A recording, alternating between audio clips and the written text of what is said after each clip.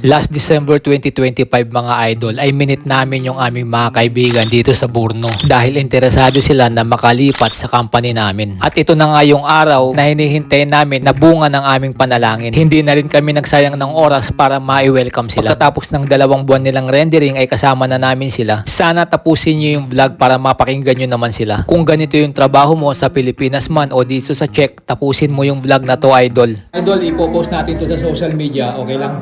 Kasi inilagay ko yung permission ninyo para sa ganun, hindi tayo ma-violate.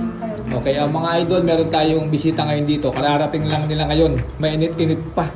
Grabe, nangangamoy tuyo pa mga idol.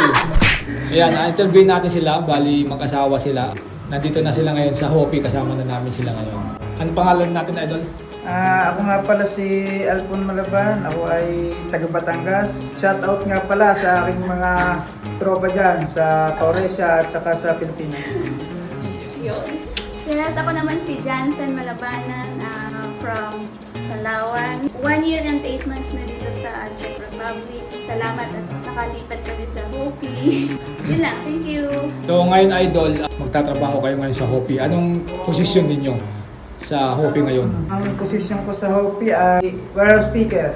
At nagpapasalamat din ako kay Idol na unang-una sa Diyos. Nakapasok ako sa Hopi.